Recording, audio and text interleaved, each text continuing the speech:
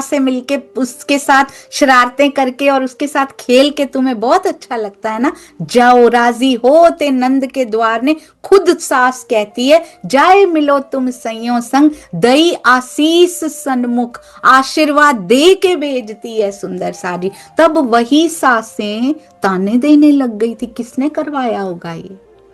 राजी की master planning थी वो। और धनी बड़े भी होते जा रहे हैं, तन से ऐसे लगता है ना क्यों। और आपने देखा किशोर अवस्था तक जाते जाते तो ये और भी बढ़ जाता। उन्होंने 11 साल में इसे मिटा दिया। दई आशीष सन्मुख, तै सब ठारे हमारे अंग। अपनी रहनी से, अपने व्यवहार से जो प्रेम हम धनी से लेकर आती थी वो बांटती भी तो थी।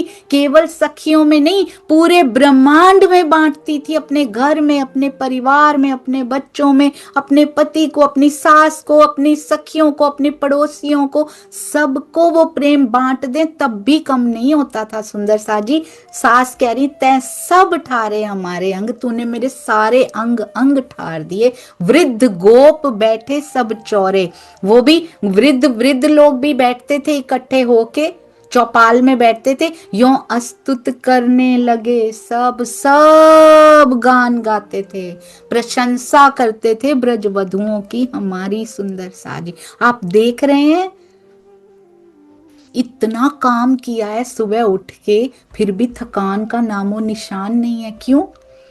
मुझे राज से मिलने जाना है, मुझे राज से मिलने जाना है। हर बात में रोटी पका रही है, मुझे राज से मिलने जाना है। कपड़े धो रही है, मुझे राज से मिलने जाना है। चक्की पीस रही है, मुझे राज से मिलने जाना है। क्या ये चितवन नहीं है सुंदर साजी? काम करते करते चितवन हो रही है, मुझे धनी से मिलने जाना है, मेरे धनी से मिलना है मुझे। आप अपने घर बहू की, कहते वृद्ध गोप बैठे सब चौरे, यों अस्तुत करने लगे सब। आप अपने घर बहू की सब सुनत सुख पावे तब।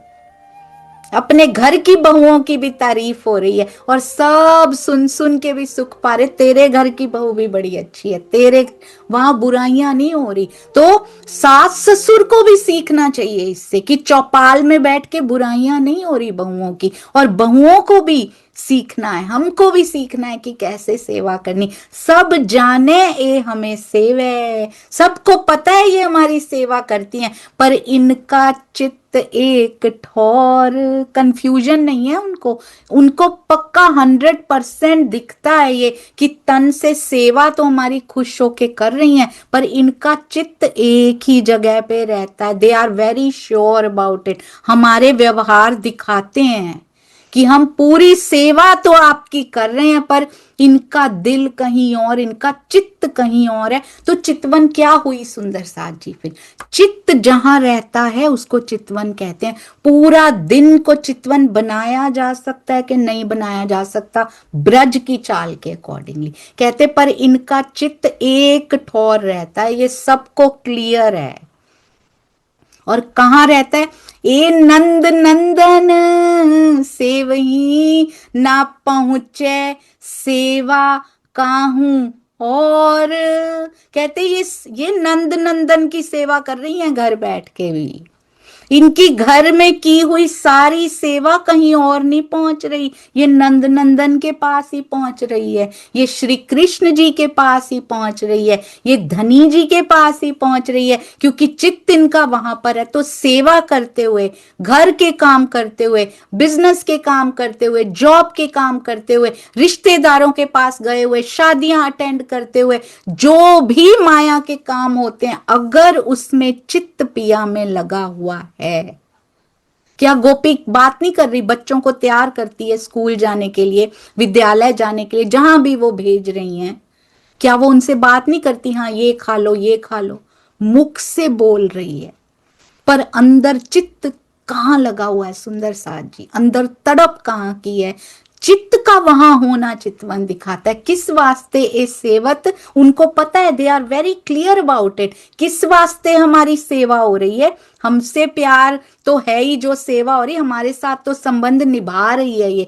किस वास्ते ए सेवत, मेरे जाना करने दीदार, मुझे दीदार करने, मुझे धनी से मिलना है, मुझे हमें कभी हुई है ऐसी तड़प? मुझे ब्रह्मवाणी के पास बैठना है, मुझे भी वांगमय क्लेवर के पास बैठना है, और वहां से भी जो भी अंदर गया वो अहंकार तो नहीं बन रहा, वो ज्ञान, ये भी बहुत ध्यान रखना है सुंदर सा जी। मुझे बस पिया से मिलना है। तित जिन कोई काम आड़े पड़े, मैं सेवो अपना भरतार। बहुत ही सुंदर सुंदर सा जी, बहुत ही सुंदर। कहते हैं किस वास्ते ये सेवा करती हैं, क्योंकि दर्शन करने जाता है, वहां कोई काम जाते हुए आड़े ना आ जाए, इसीलिए ये काम पूरा कर रही हैं। उनको पता है सबको, इसको खुशी कहाँ मिलेगी, ये काम तो कर रही है हमारे लिए, पर इसकी दिल की खुशी कहाँ है, नंद नंदन के पास है। कहते हैं जी तित जिन कोई का जी ना कोई काम आड़े पड़े, कोई काम ना आड़ा रह ना जाए, घूम घूम के देख रही हैं आसपास, कोई काम तो नहीं रह गया जो पीछे से आवाज लगा दी जाए कि अरे ये भी करके जाना। सेवा, ये ध्यान से सुनिएगा सुंदर सा जी। कोई काम आड़े पड़े, मैं सेवो अपनो भरतार, ये सारी सेवा में भी मैं तो अपने भरतार की सेवा कर रही थी। लालदास जी क्या कहते हैं, तिस वास्ते सब काम की सेवा पहुंचत श्री राज।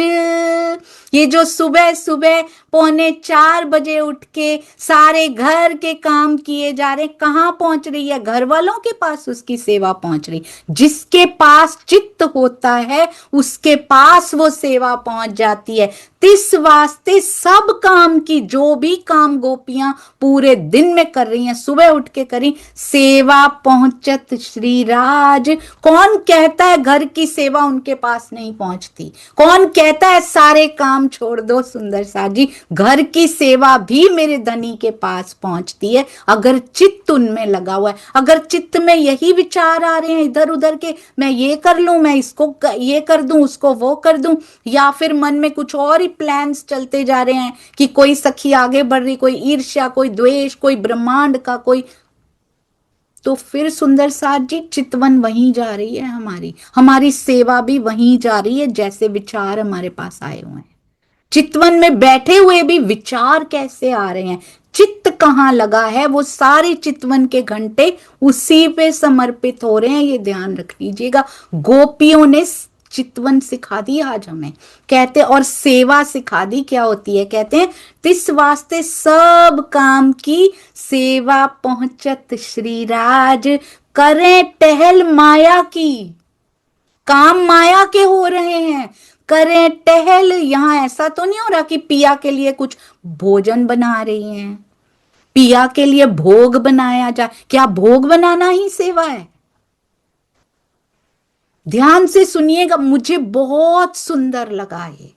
माया के हर काम को सेवा कैसे बनाया जा सकता है, हर मिनट को चितवन में कैसे कन्वर्ट किया जा सकता है, ये होती है ब्रज की चाल। जो हम कहते थे ब्रज की चाल, चलो लालदास जी की ये बीतक ना पड़ी होती तो कभी ब्रज की चाल कहते तो थे, पर कैसे, क्यों, कब, कभी पता नहीं लगता। सुंदर सा जी, करें टहल माया की, सो सेवा होत तिन काज। उनकी वो माया की सेवा की हुई, माया की टहल की हुई भी सेवा में कन्वर्ट हो जाती है, परिवर्तित कर लेते हैं और वो उसी में काउंट हो जाती है। हमें अब अपने माया के कामों को सेवा में कैसे परिवर्तित करना है, तब बनेगी ब्रज की चाल। यही कमियां हैं जो हमारी चितवन नहीं लगती, और 1 घंटे से कुछ नहीं होता। सुंदर सा जी, पूरे दिन को चितवन बनाना पड़ता है। चित्त जहां होता है चितवन उसको ही कहते हैं। श्री महामती कहे मोमिनो, ए बीतक पहला तकरार, ज्यों तब ज्यों रमे राज सो। कैसे तुमने राज के साथ रमण किया, कैसे भाग भाग के तुम जाती थी। याद करो परवरदिगार, जैसे लिखते हैं ना, ए बीतक ठट्ठे नगर की, ए बीतक मस्कत बंदर की, ए अबासी बंदर की बीतक, उसी प्रकार लिख रहे हैं। ये बीतक पहला तकरार, पहले तकरार की ये बीतक है। और कैसे तुम राज के साथ रमण करती थी, याद करो उस बीतक को। प्रकरण 17 चौपाई 692। श्री कृष्ण हेतु अब गोपी श्रृंगार कर रही है, बिल्कुल स्टेप बाय स्टेप। सुबह उठी है गोपी, क्या क्या काम भाग भाग के उसने कर लिए। सास की सेवा कर ली, भोजन सारा बना के ऊपर छींकों में सब टांग दिया, सब सब सेवा टहल कर ली। अब ऐसे ही थोड़ी चली जाऊंगी, श्रृंगार कर रही है गोपी। कैसे श्रृंगार कर रही है। साजू, मैं तो इसको गा पाती तो बड़ा अच्छा होता। साजू सिंगार में राज के कारणे, काम फारग भई माया के जाल। माया के सारे काम मैंने फारग हो गए, जो माया के जाल तूने दे रखे हैं।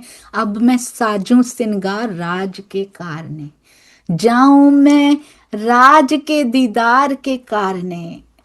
कितनी खुश हो रही है कि अब मैं दीदार को आने वाली हूं पिया, मेरे से घर में रहा नहीं जा रहा।